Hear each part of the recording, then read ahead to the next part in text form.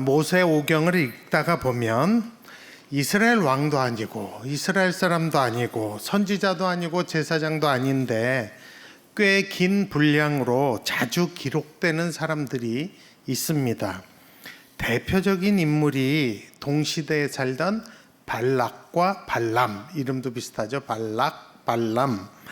이 두 사람은 늘 세트로 나옵니다. 특이한 것은 구약에만 나오는 게 아니라 신약에도 이 이름들이 등장을 합니다. 발락은 모압의 왕입니다. 구약에 이 이름이 41번이 나오고 신약에서도 계시록 2장 14절에서 나오므로 총 성경에 42번 등장합니다. 발락이라는 이 히브리 이 이름의 뜻은 파멸시키다, 황폐케 하다라는 좀 섬뜩한 뜻이 그 안에 있습니다. 발람은 우리가 아는 구약에 등장하는 이스라엘의 선지자가 아닙니다. 자료가 많이 없어서 제가 이지웅 목사에게 물어봤어요. 발람에 대한 자료가 있냐 그랬더니 저한테 알려준 자료에 의하면 1967년 요단강과 야복강 사이에 만나는 그 어떤 곳에서 여러 석회 조각들이 발굴이 되었는데 거기에 분명하게 부월의 아들 발람이라는 글자와 함께 그 스토리가 나온다고 합니다. 그 스토리에 의하면 발람은 요단강 동편에 살았던 아주 전설적인 점쟁이, 저는 무당이라고 하고 싶습니다. 그래서 이 발람은 꿈을 그렇게 잘 꿨다고 합니다. 그리고 그 꿈들을 기록으로 막 남겼는데 그것들이 잘 맞았던 것 같습니다. 또한 민수기 24장 1절에 보게 되면 발람이 전과 같이 점수를 쓰지 않았다라는 기록이 있는 걸 보면 점을 잘 치는 무당, 아주 용한 무당이었던 것은 맞는 것 같습니다. 민수기 22장 5절에 보면 왕이 사신들을 불러서 모셔올라 그럴 때 발람이 거절하죠. 그랬더니 민수기 22장 15절에 보면 더 높은 고관들을 더 많이 보냈다는 기사가 나옵니다. 그만큼 이 발람은 아주 유명하고 검증된 무당이었던 것 같습니다. 구약에 그 발람이라는 이름은 개역 개정판을 기준으로 62번이 나옵니다. 뿐만 아니라 신약의 베드로후서와 계시록에도 2번이 더 나오므로 총 64회 그 이름이 언급이 됩니다. 민수기에서 이 발람과 발락의 스토리는 22장부터 24장까지 꽤 길게 자세히 기록이 되어 있습니다. 뿐만 아니라 이 발람의 이야기는 민수기 31장에도 나오고 여호수아 13장에도 나오고 느헤미야 13장에도 나오고 미가서 6장에도 이렇게 반복적으로 등장을 합니다. 이 기사들을 쓸 때마다 성경은 이들에 대해서 부정적으로 악한 자로 쓰여지고 있습니다. 그렇다면 왜 하나님은 이들의 발람과 발락의 이야기를 자세하게 자주 언급하시는 것일까요? 오늘 우리 발람과 발락 이 이야기를 통해서 반면교사의 교훈을 좀 삼고자 합니다. 제가 원래는 두 사람을 같이 설교하려고 그랬는데 어저께 원고를 쓰다 보니까 발람까지는 못 가겠더라고요. 그래서 발람은 따로 한 번 더 설교를 하려고 합니다. 오늘 본문 민수기 22장의 배경을 좀 정리해 보면 하나님이 모세를 통해서 이스라엘을 출애굽시키고 약속의 땅인 이 가나안 쪽으로 인도를 하셨습니다. 그리고 우리 신명기 사경에도 자주 등장했던 그 가나안 땅 앞에 가데스 바네아에서 백성들은 정탐꾼을 먼저 보내자 해서 모세가 허락해서 12정탐꾼을 가나안을 정탐하게 합니다. 그 정탐꾼들이 돌아왔을 때 12명 모두 가나안 땅 훌륭하다, 아주 적과 꿀이 흐른다 보고했는데 12명 중에 10명은 그런데 우리가 들어가지 못한다. 왜냐하면 거기엔 거대한 안악자손이 있다. 우리 보나마나 싸우면 진다라고 보고를 했고, 여호수아와 갈렙 두 사람은 그래도 하나님이 우리에게 주신 땅이다, 들어가자 이렇게 했습니다.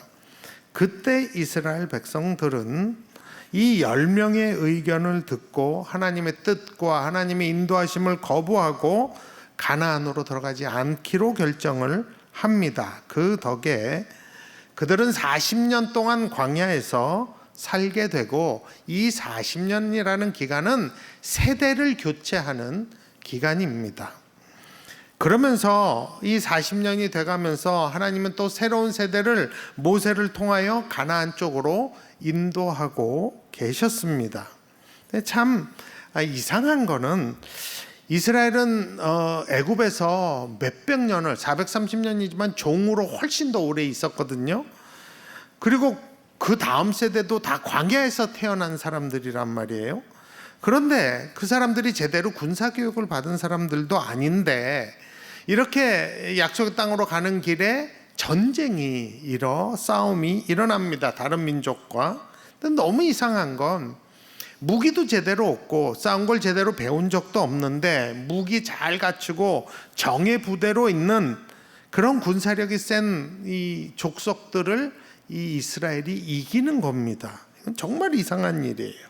그냥 재수가 좋은 게 아니라 이거는 하나님의 은혜와 하나님의 역사 아니면 절대 설명이 되지 않는 기적과 같은 일들이 계속 광야에서 일어납니다. 우리가 신명기 사경회 때에도 들으셨겠지만, 하나님께서는 모세에게 어느 민족은 치라고 하고 어느 민족은 싸우지 말라고 말씀하십니다. 왜냐하면 하나님이 이스라엘에게 모든 땅을 다 주신 것이 아니기 때문입니다. 그래서 민수기 21장, 오늘 보면 바로 앞장인 민수기 21장 21절에 보면 이 모세가 아모리 왕 시혼에게 사신을 보냅니다. 그래서 우린 당신과 싸우길 원치 않습니다. 그냥 그 땅만, 당신 땅만 지나가게 해달라고 부탁을 합니다. 절대로 당신의 밭에도 안 들어가고 포도원에도 안 들어가고 심지어 우물물 한 방울도 우리는 안 마시고 그냥 큰 길로만 통과하게 해달라고 정중히 부탁을 합니다. 모세가 그랬던 이유는 하나님이 싸우지 말라고 하셨기 때문입니다. 그런데 시온 왕은 그 요구를 묵살하고 백성들을 모아서 이스라엘을 칩니다. 그 덕에 이스라엘은 싸우게 되었고, 싸우니까 또 이기는 거죠. 그래서 아모리 사람들의 모든 성읍들을 다 이스라엘이 점령하게 됩니다. 그게 시온 왕을 친 사건입니다. 근데 좀 여러분이 알아두셔야 될 것이, 이 아모리 사람 시혼 왕은 지금 본문에 나오는 모압의 이 발락 왕의 이전 왕을 깨부셨던 사람입니다. 그리고 이 모압 땅을 차지했던 그 왕이 바로 시혼 왕입니다. 오늘 본문 민수기 22장 2절을 보면 모압 왕의 이 발락은 이 모든 아모리 땅에서 일어난 일을, 이 모든 것을 보았다라고 기록하고 있습니다. 그러니까 옆에 자기 주변국에서 일어난 모든 걸 다 본 겁니다. 그리고 나서 본문 22장 3절에 보면 모압이 심히 두려워하였으니 이스라엘 백성이 많음으로 말미암아 모압이 이스라엘 자손 때문에 번민하더라 라고 돼 있어요. 번민했다는 것은 괴로워했다는, 또 불안해했다는 뜻입니다. 당연히 자기의 전대 왕을 이긴 이 시온 왕을 이스라엘이 이겨버렸으니 얼마나 무섭고 불안했겠습니까?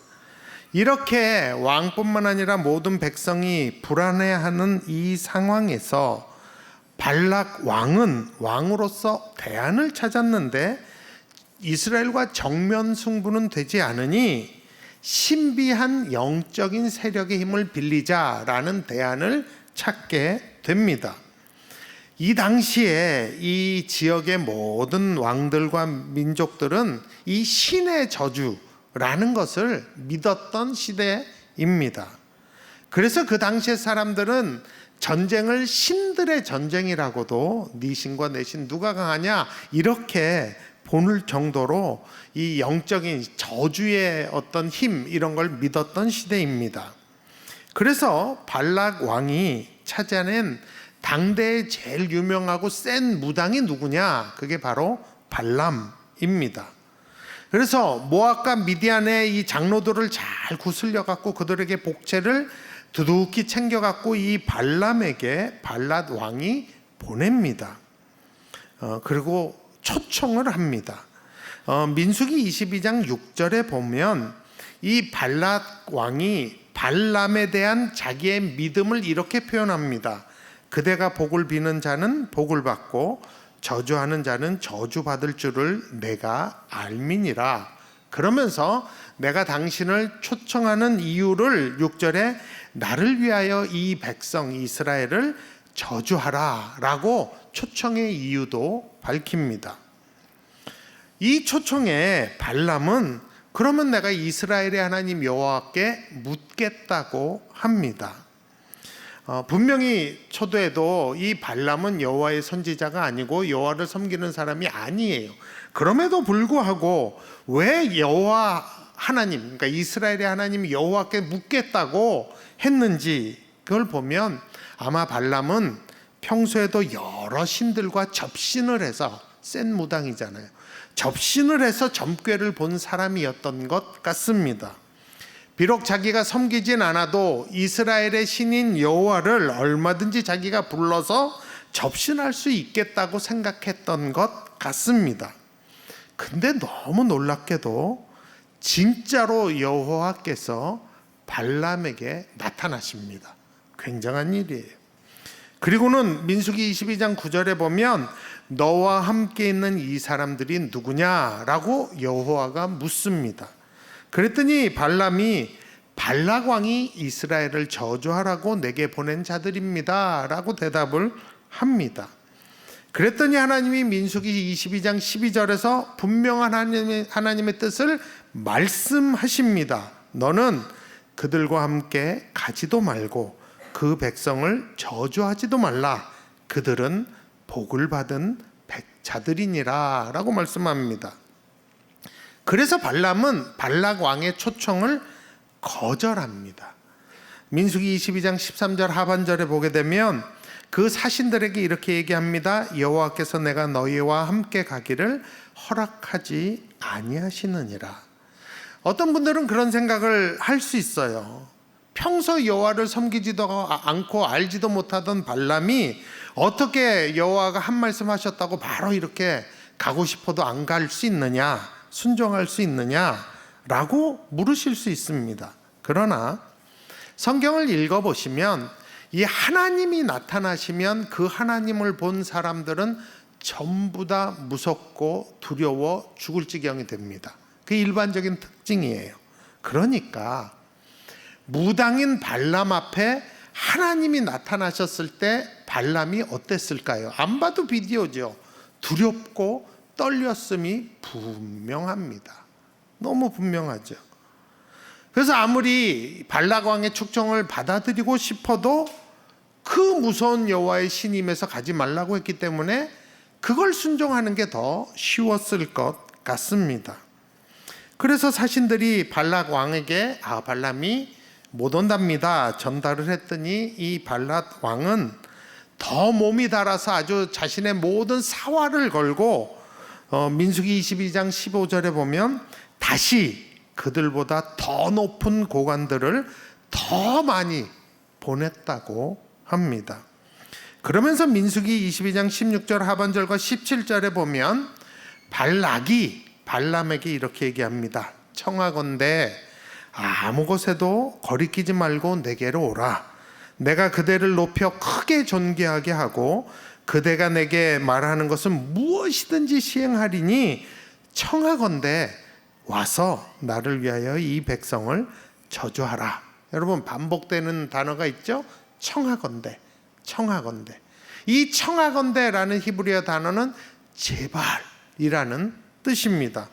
제발 와서 제발 날 위해서 저들을 저주해 달라고 아주 애걸복걸 그러면서 뭐든지 해주겠다고 백지수표를 내민 것입니다.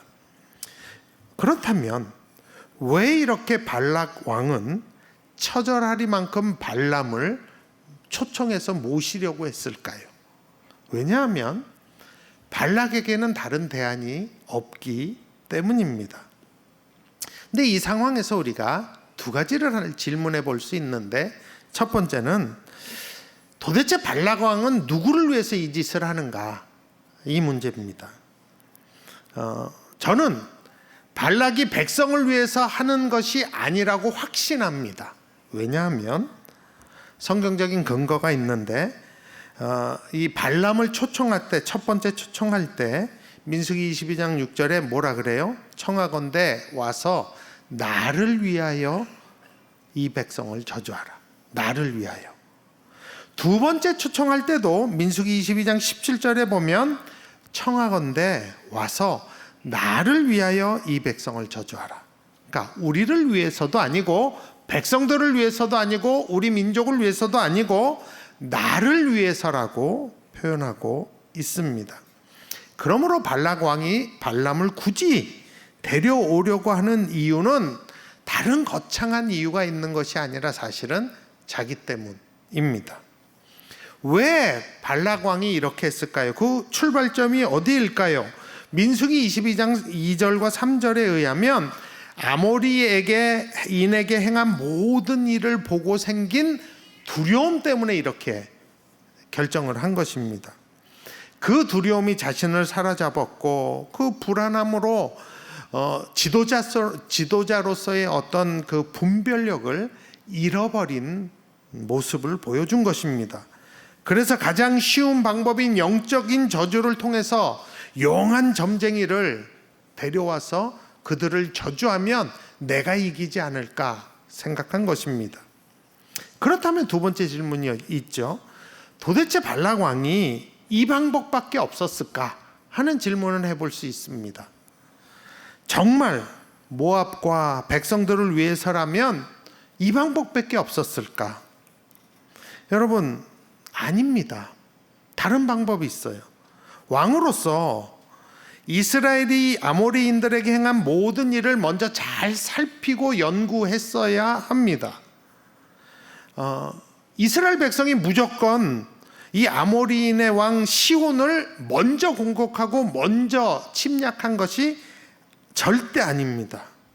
하나님은 그걸 원치 않으셨어요. 그렇기 때문에 모세는 시온 왕에게 사신을 보냈다고 했죠.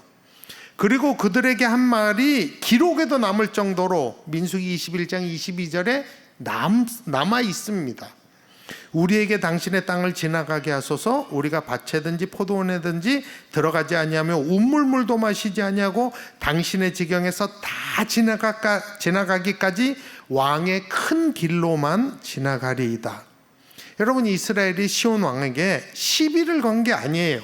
정중하게 통과하게 해달라고 부탁한 것입니다. 여러분, 이 사실을 모압 왕 발락이 몰랐을까요? 절대 그럴 리가 없습니다.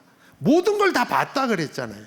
그러니까 이 전쟁이 왜 일어났는지 절대 모를 리가 없습니다. 조사하면 다 나옵니다. 그렇다면 모압 왕으로서 발락도 이들이 또 이렇게 할지도 모른다는 생각을 했었어야 합니다.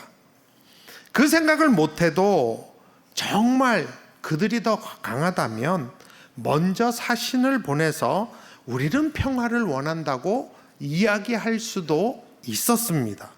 아니, 그렇게 했었어야 합니다. 만일 발락이 모압 사람들을 위해서 사신을 보냈다면 결과가 어떻게 됐을까요? 저는 그 결과 분명하게 압니다. 또 다른 질문을 바꿔보면 도대체 모세에게는 모압을 칠 계획이 있었을까요? 없었을까요? 여러분, 제가 이걸 확실히 알아요. 왜냐하면 성경에 그 답이 분명히 적혀 있기 때문입니다. 그 답은 신명기 2장 9절에 나옵니다. 9절 한번 우리 같이 읽어볼까요? 우리 신명기 2장 9절을 모세에게 여호와께서 하신 말씀인데 같이 읽어봅니다. 여호와께서 내게 이르시되 모압을 괴롭히지 말라. 그와 싸우지도 말라. 그 땅을 내가 내게 기업으로 주지 아니하리니 이는 내가 롯 자손에게 아르를 기업으로 주었습니다. 아르는 모압 땅의 한 성읍을 뜻합니다. 그러니까 모압을 뜻하는 것이. 한 번만 나오는 게 아니에요. 신명기 2장 19절에도 비슷한 말이 또 나옵니다. 암몬 족속에게 가까이 이르거든 그들을 괴롭히지도 말고 그들과 다투지도 말라. 암몬 족속의 땅은 내가 내게 기업으로 주지 아니하리니 이는 내가 그것을 롯 자손에게 기업으로 주었습니다. 여러분, 하나님이 이 말씀을 언제 하시냐 하면 아모리 사람을 치기도 전에, 모압에 이르기도 전에 하신 말씀입니다.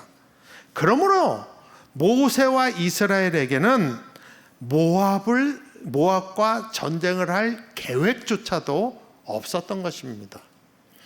이런 상황에서 만일 발락 왕이 모세에게 사람을 보내서 우리 평화적으로 싸우지 맙시다 했으면 모세는 두 번 생각지도 않고 맞아요, 저도 그럴 생각이었어요 라고 대답했을 것이 분명합니다. 왜냐하면 하나님의 뜻을 분명히 알고 있기 때문입니다. 그것 아니더라도 이 당시에도 적군이 나보다 강하면 왕은 화친을 청하는 것이 그 당시에도 상식입니다. 그런데 발락 왕의 두려움이 사리분별을 못하게 한 거예요. 그러면서 자기만을 생각하고 공격적으로 변하게 만든 것입니다. 그래서 귀신의 힘을 빌려서라도 이스라엘을 저주하기 위한 용한 점쟁이를, 무당을 찾아서 자기에게 모셔오려고 했던 것입니다. 성경을 조금만 읽어보면 그의 계획은 다 실패했다는 걸 아실 수 있습니다. 그러므로 우리는 오늘 비록 이스라엘의 왕도 아니고 이스라엘 사람도 아니고 그렇지만 이 발락 왕을 통해서 반면교사의 교훈을 받아야 하는 것입니다. 그러면 우리가 이 발락 왕을 통해서 배울 수 있는 게 뭐냐? 첫 번째, 하나님은 하나님을 모르는 세상 사람을 통해서도 가르치신다. 특별히 이 왕을 통해서, 지도자를 통해서도 가르치신다는 것입니다. 여러분, 민수기라는 성경에서 어떻게 보면 이 발락 이야기는 기록할 가치도 없어 보이는, 정말 미련하고 악하고 정말 그런 발락 왕의 이야기를 22장, 23장, 24장에 걸쳐서 쓰신 이유가 뭘까요? 간단합니다. 원독자인 이스라엘 자손들과 우리를 가르치시려고 쓰신 것입니다. 그러므로 우리는 예수님을 모르는 세상 사람들을 통해서도 반면교사의 교훈을 받을 수 있다. 하나님께로부터 교훈을 받을 수 있습니다. 혹시 우리 중에 지금 사악한 그런 권위자 밑에 계셔서 고생하는 분들 계십니까? 나를 이용해 먹기만 하는 상사 때문에 고통당하는 분들이 계십니까? 아마 그분들 굉장히 고통스럽겠죠. 분명히 그분들은 이렇게 기도할 거예요. 하나님, 빨리 저 왼수 같은 사람 벌 주시든지, 아니면 나를 이 상황에서 건져달라고, 다른 부서로 가게 해주든지 해달라고 기도하실 것입니다. 그런데 제가 설교를 준비하면서 하나님이 그런 마음을 주시더라고요. 그런 분들 계시거든 이렇게 한번 권해보라고. 그게 뭐냐면, 그렇게 빨리 그들을 벌하고 빨리 나를 딴 데로 옮겨달라고 기도하기 전에, 하나님, 저를 통해서 나에게 이 상황에서 가르치시고자 하는 것이 무엇입니까? 이렇게 먼저 기도해 보는 게 어떻겠냐고 도전하라는 마음을 주셨습니다. 반면교사의 교훈을 삼으라는 거지요. 그러면서 하나님이 이때 하나님의 능력과 하나님의 역사를 보는 영광을 달라고 먼저 저 인간 보라고 나를 빨리 옮겨달라는 기도 이전에 먼저 이 기도를 해보시도록 권하고 싶습니다. 여러분, 성경을 읽다 보면 참 답답해요. 제가 설교 준비하면서 민수기 22장, 23장, 24장을 한두 번을 읽었겠어요? 수십 번 읽었겠죠. 내내 읽고 생각하고 묵상하고 했겠죠. 근데 답답해요. 이걸 보면. 왜냐하면 왜 하나님은 발락 왕 같은 놈을 벌하지 않고 빨리 없애버리고 막 발람도 보내고 막 3번씩 장소 옮겨가면서 저주하려다 그게 축복으로 바뀌고 이렇게 질질 끄시나 하는 생각이 듭니다. 여러분도 아마 민수기 22장, 23장, 24장 보면 이런 생각 드실 거예요. 저는 그런 생각했어요. 아니, 하나님이 가만히 계셔서 발람에게 나타날 필요도 없고 그냥 가만히 계시면 지멋대로 하겠죠. 원래 돈 쫓아가는 애니까 발람의 뜻이 탐식자거든요. 그러니까 뭐 갔다가 이렇게 돈 바치면 복채 주면 쫓아갈 테니까 가서 마음껏 저주하게 내버려 두는 거예요. 그냥.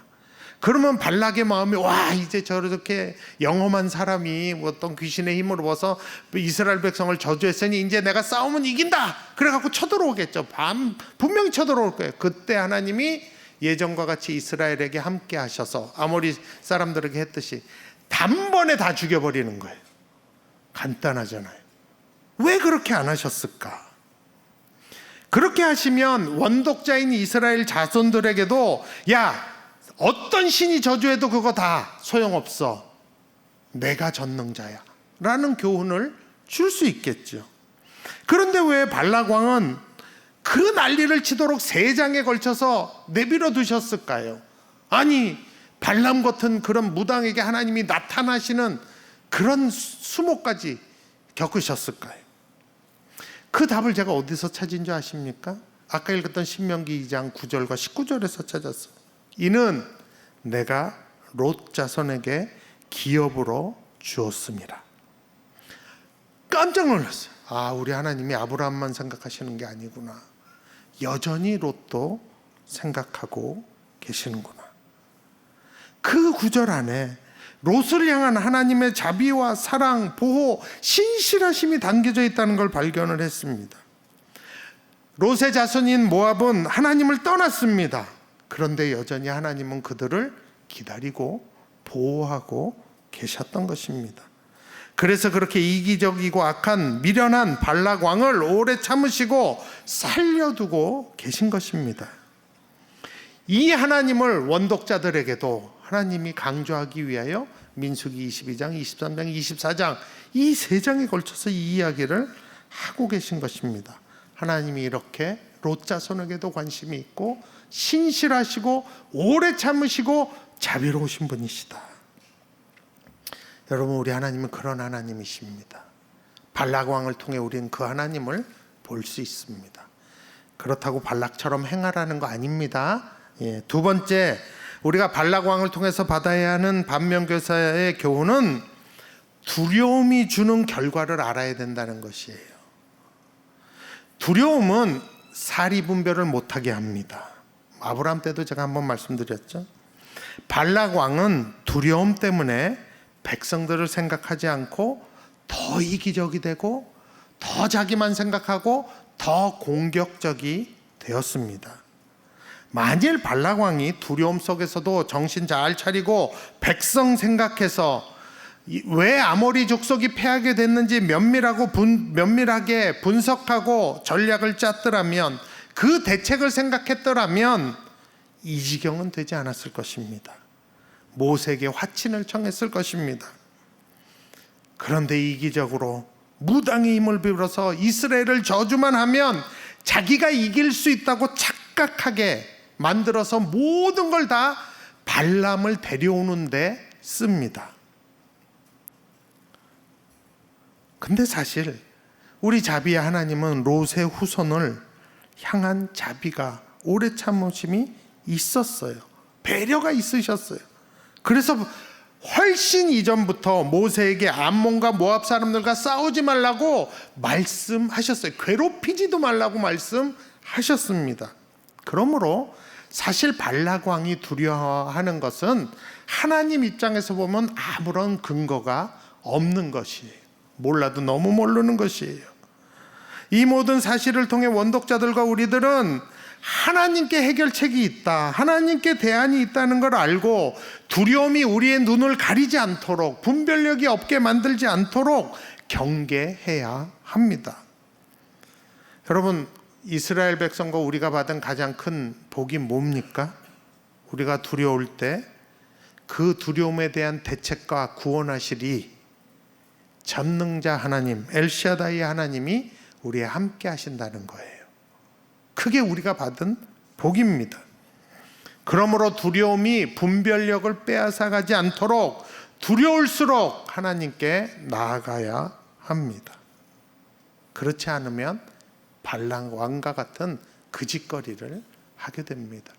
마지막으로 우리가 발락 왕을 통해 받아야 하는 반면교사의 교훈은 누구도 하나님의 복을 저주로 바꿀 수 없다는 것입니다. 발락 왕은 발람을 이용해서 이스라엘을 저주하려고 그렇게 애를 썼습니다. 그러나 결국 그 뜻 이루지 못했습니다. 왜냐하면 하나님이 발람 같은 무당에게도 나타나시고 개입하시고 말씀하셨기 때문입니다. 발람 때 이 얘기 제가 더 자세히 드릴 거예요. 그럼 이 이야기를 통해서 우리가 알 수 있는 분명한 사실이 뭐예요? 하나님의 복은 세상 어느 누구도, 세상 어떤 신도 저주로 바꿀 수 없다는 겁니다. 하나님의 복을 저주로 바꿀 수 있는 건 딱 하나예요. 나예요, 나. 이 이야기는 다음번에 드리겠습니다. 우리는 발락 왕이 자기 지위와 모든 소유를 동원해서 어떻게든지 이스라엘을 저주하려고 했지만 하나님이 개입하심으로 그 뜻이 이루지 못한 것을 알아야 합니다. 세상 어떤 권력도, 세상 어떤 신들도 우리를 향하는 하나님의 사랑과 복을 저주로 바꿀 수 없습니다. 우리는 그 복을 받은 사람들입니다. 그러니까 여러분, 제발 귀신 무서워하지 말고 점괘 같은 거 무서워하지 마세요. 이번 한 주 두려움에 지지 마시고 하나님 더 의지하고 세상 사람을 통해서도 배우는 그러한 겸손과 지혜가 여러분과 저 안에 있기를 원합니다.